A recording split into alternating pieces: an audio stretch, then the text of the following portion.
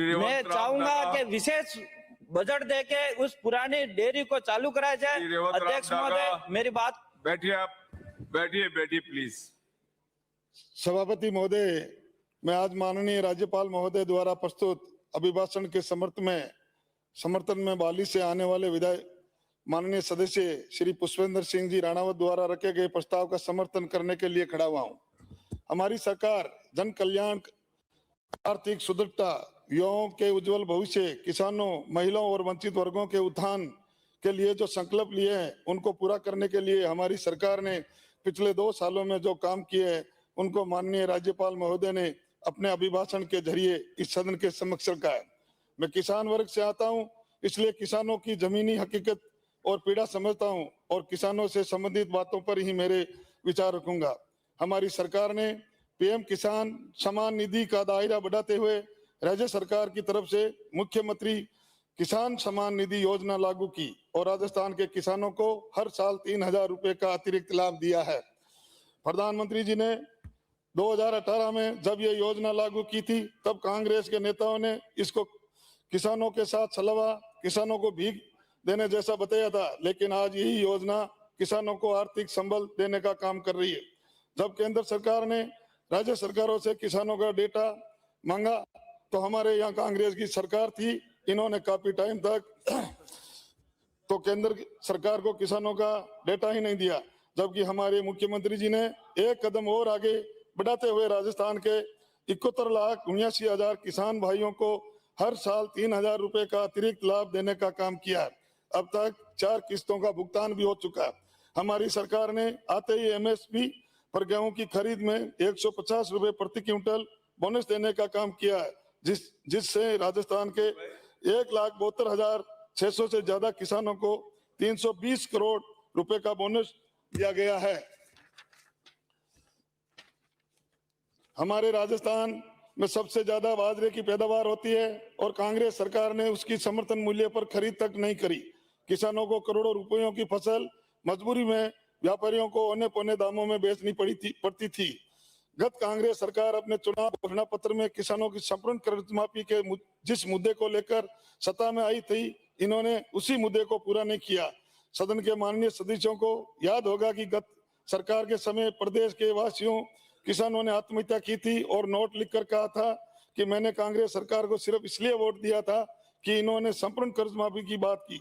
संपूर्ण कर्ज माफी तो दूर की बात, आपकी सरकार में किसानों की जमीनें नीलाम हुई थी।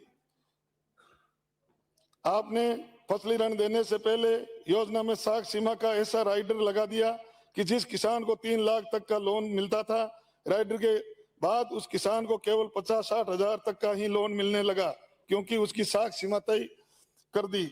और उस साख सीमा के बाद भी आपने लोन राशि एक मुश्त ना देकर उसको भी 3-4 किस्तों में देने का काम किया, जिससे किसान को कोई फायदा नहीं हुआ। हमारी सरकार ने 2 सालों में 78 लाख किसानों को 44,355 करोड़ रुपए के अल्पकालीन फसली ऋण को वो भी बिना ब्याज देने का काम किया।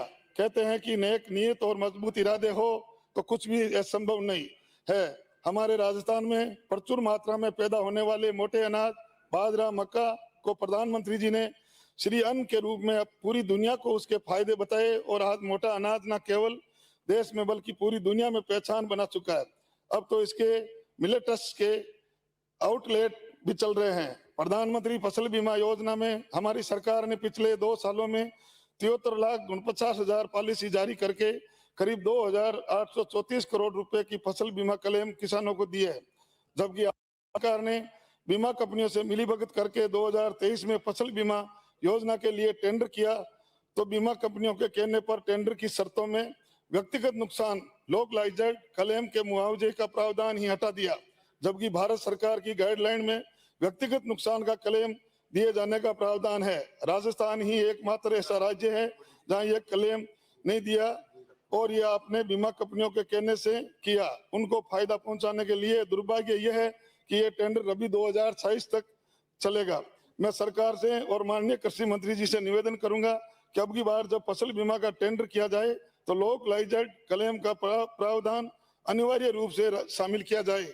हमारी सरकार ने प्रदेश के किसानों को 24,69,000 मीट्रिक टन यूरिया और करीब 8 लाख मीट्रिक टन डीएपी उपलब्ध कराया है, जबकि आपकी सरकार में किसान भाइयों को यूरिया और डीएपी के लिए लाठियां पड़ती थी, आंदोलन करने पड़ते थे, अखबारों में छपता था यूरिया और डीएपी के लिए किसान इस ठंडे गर्मी में लाइनों में लगे रहते थे। हमारी सरकार ने पिछले 2 सालों में कभी भी किसानों को करंट ट्रांसफार्मर बदलने के लिए 72 घंटे से ज्यादा का समय नहीं लगाया, जबकि कांग्रेस सरकार में किसानों के बने ट्रांसफार्मर 10 दिनों में ही बदले जाते थे।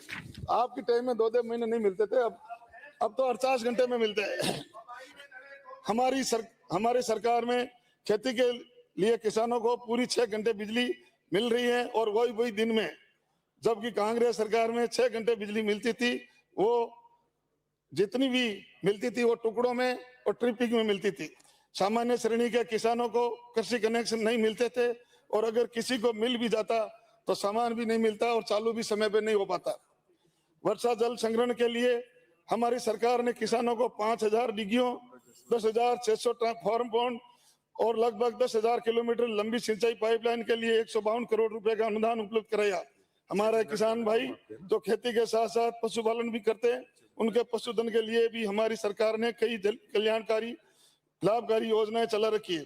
मुख्यमंत्री मंगला पशु बीमा योजना में 13,12,000 पशुओं का निःशुल्क बीमा किया गया। बीमित 5,000 से अधिक पशुओं की मृत्यु होने पर पशुपालकों को 11 करोड़ 65 लाख रुपए का क्लेम दिया जा चुका है। 1 मिनट से पशुपालकों को दुग्ध उत्पादन पर 5 रुपए प्रति लीटर का अनुदान भी दिया जा रहा है। इस पर 2 सालों में 1,172 करोड़ रुपए का भुगतान किया। माननीय अध्यक्ष, माननीय सभापति महोदय, मैं आपने बोलने का मौका दिया, आपका आभार, धन्यवाद। अभिमन्यु पुनिया। सभापति महोदय, आज मुझे महामहिम अभिभाषण पर आपने बोलने का मौका दिया, इसलिए आपको धन्यवाद। इस सदन में कोई राजनीतिक आरोप नहीं, बल्कि राजस्थान की वो सच्चाई जो राजस्थान का हर आम नागरिक, युवा, किसान, व्यापारी अपने परिवार के संघर्ष के लिए आज इस समय में संघर्ष कर रहा है। चाहे किसान हो, नौजवान हो, शिक्षा, चिकित्सा को लेकर